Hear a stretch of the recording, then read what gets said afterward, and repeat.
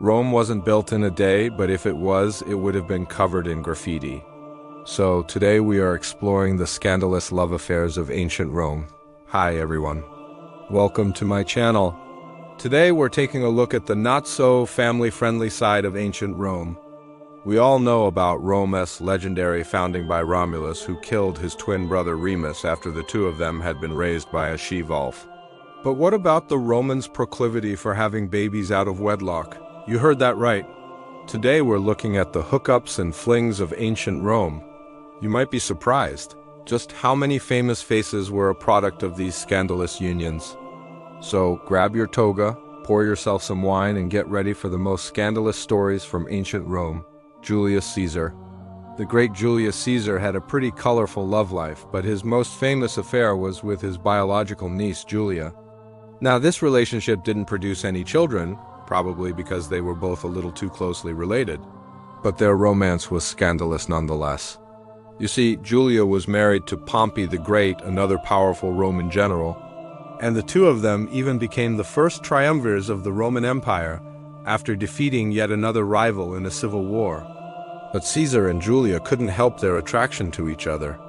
While we don't know the full extent of their relationship, historians do know that Julia traveled with Caesar on many of his military campaigns. And when he was assassinated, she was at his side. Caligula. The infamous Caligula took over the Roman Empire at the age of 18 after the death of his great-uncle, Tiberius. Like his great-uncle, Caligula had a very active sex life. In fact, his liaisons were so notorious that there was an entire book written about them, even though it was likely full of gossip and rumors.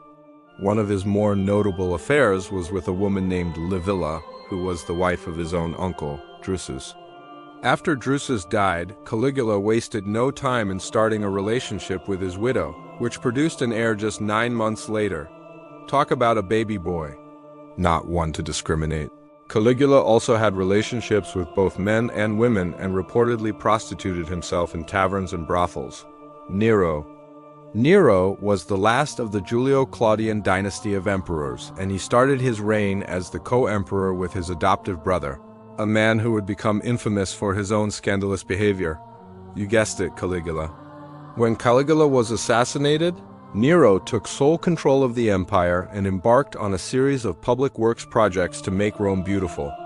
He also had a bit of a thing for the 7 deadly sins. That's right. While he was married to Poppaea Sabina, he began an affair with a former slave named Pythagoras. And despite the fact that Pythagoras was Nero's chariot driver, they wound up having twins together. We think he may have been bisexual as well because he also had relationships with both men and women. Augustus. Augustus was the first emperor of Rome, and he ushered in the Pax Romana, or Roman peace. He was also responsible for a bunch of building projects throughout the city of Rome, including the famous Augustan temples. But Augustus wasn't all about public works. He also had a bit of a scandalous streak. When he was just Octavian, he had a son with his sister Octavia, and things were looking good for the young family until his uncle, a notorious womanizer, came into the picture. He took one look at the child and decided that he wasn't worthy of the family name, so he banished him and even tried to kill Octavia. But she escaped and raised her son in secret. Once Augustus came into power, he did his best to make up for his father's mistakes. He took the boy in and raised him as his own, giving him the name Marcus Aurelius. Marcus Aurelius was the last of the 5 good emperors of Rome. He was also a philosopher and the author of Meditations, a book of personal writings about stoicism and duty. But perhaps more scandalous than his philosophy is the fact that he had an affair with a woman named Faustina the Younger. This was a bit of a complicated situation because Faustina was the daughter of his wife, Faustina the Elder.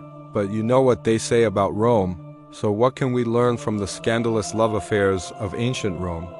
Perhaps it's just that even the most powerful people in the world are just like us. They get swept up in the heat of the moment and do things they'll later regret.